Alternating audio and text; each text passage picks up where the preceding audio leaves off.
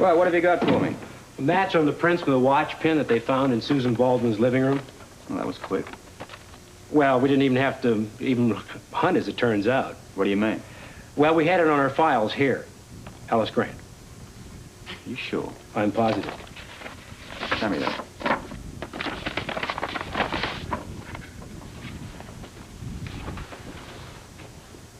What about the lipstick? I'm still working on that. It's going to be tough, though. I mean, that filigree stuff just doesn't hold prints. Yeah, well, see what you can do.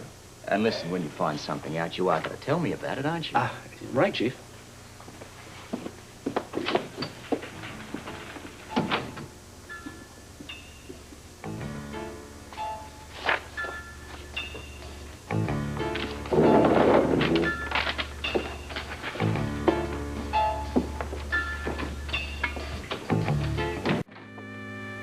Well, I guess there's no point in me staying here, considering I can't talk any sense into you anyway, and you obviously don't enjoy my company. No, I don't want you here.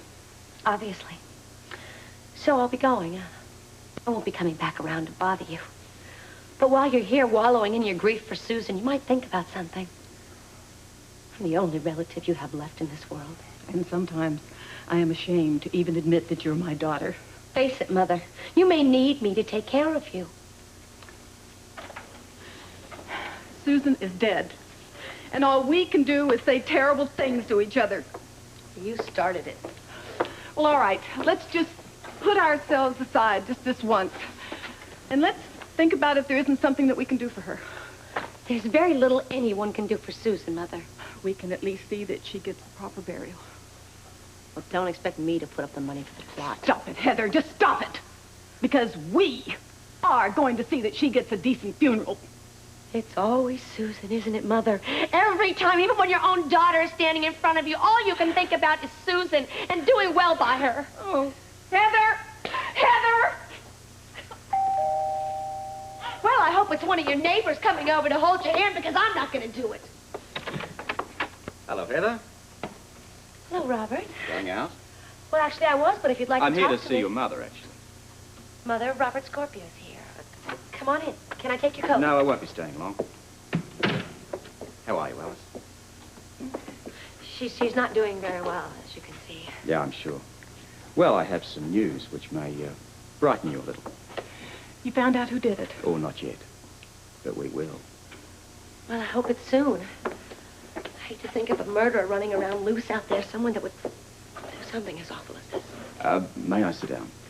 Oh, miss, I'm sorry. I was a little upset I forgot. Yes, well, in this envelope I have here, maybe something to ease the pain for you. The envelope? Susan's will. She had a will? And I thought you would have known about that. Why, no. It's not important. You care to read it? No, Susan's dead. That's all that matters. Well, I'll read it for you, Mother. Do you mind? Be my guest. In essence, Alice, Susan left you everything. What? It's all there in black and white. Well, there must be some mention of me somewhere. Your mother is the sole heir. There must be a mistake. I mean, what about her husband? Didn't even rate a mention. I don't believe this. You get everything, Alice. You get rewarded, and Scotty and I get the shaft after everything we did for her? Like forging her signature. Oh, no, Susan set that up. Oh, don't you dare say that. Oh, I think she planned the whole thing. Don't listen to her. She'd do anything to make Scotty look bad. And you would do anything to protect him, and that's the truth. What's your truth, Alice? Scotty tricked Susan. How? He made her believe that he really cared for her when all the time Heather and he... Did you care for Susan? I loved her. She must have loved you. I mean, to leave you everything she owned. I don't care about that. She told you a lot, I bet. We were very close, yes. Probably confided in you a lot, too. All the time. I guess you'd be privy to some rather private information then. I don't understand. I don't either. I've got two more questions. Did you know about the will? Yes, she mentioned it. What she was putting in it? No, she talked about... Giving you everything? No, making the will. I didn't even know that she'd done it. You recognize this? What is it? Take a good look. What's going on? I'll repeat the question. Have you ever seen this watch pin before? No. Take it easy on her. She's upset enough. I'm sorry about that. She's going to have to come with me. What? I have some more questions for her. Now, can you get your mother's coat, please, Heather?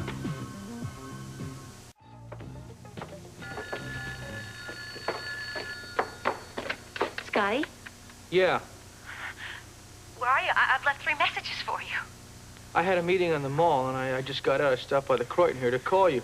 What's up? I can't tell you over the phone. I've got to see you. Where are you? I'm at my mother's, but you can't come here. Why can't you talk? Look, I'll explain when I see you. All right, when and where? I don't know. We can't go to my place. Yeah, well, we better not go to the office either. I've got to see you, Scotty. All right, why don't you come here? The old room. You think it's safe? Well, it's too cold for a park bench. Look, don't kid around. This is serious. All right. I'll see you soon. I'll be right there.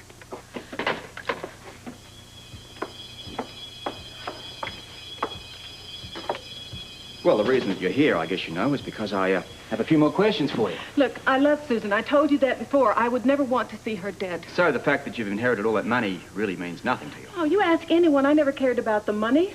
Even when she asked me to be the financial advisor, I wouldn't do it. Why?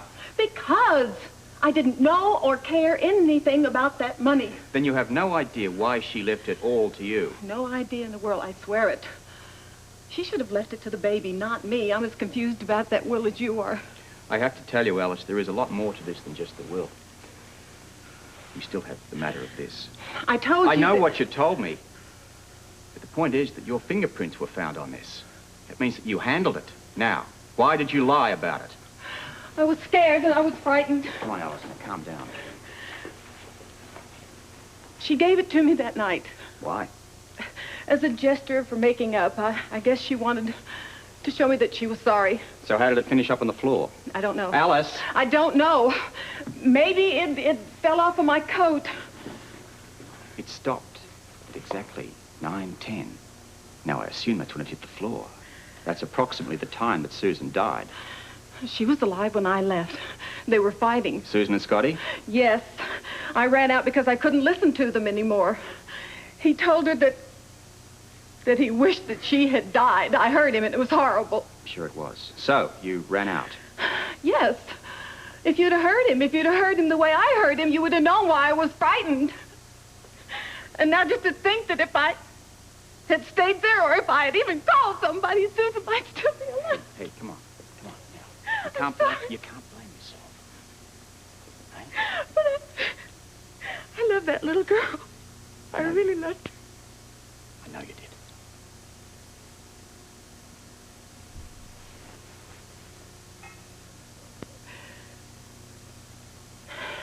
You gonna arrest me now? No. But I want a promise from you that you'll be available for more questioning and that you won't try to leave town. Of course. I'm sorry I carried on like that. Quite all right. Here.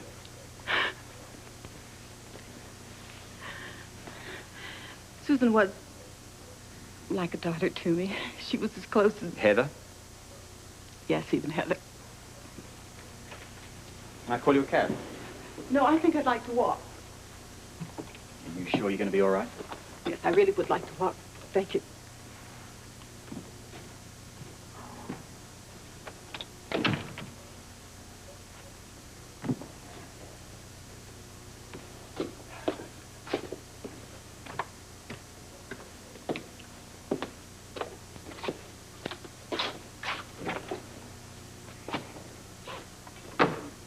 Okay, Riley. What do you got for me on that lipstick case? Hi. Well, no prints, Commissioner. I got some info, though. Wait a second. I got it right here somewhere. Lipstick was Viva Cosmo. It was shade 433-77. Floral pink.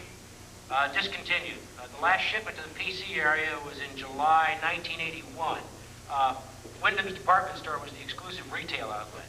Okay, hang on a second. Viva Cosmetics, floral, pink. What was that shade number again? The shade number was 433-77. Right. Thanks, mate. Okay.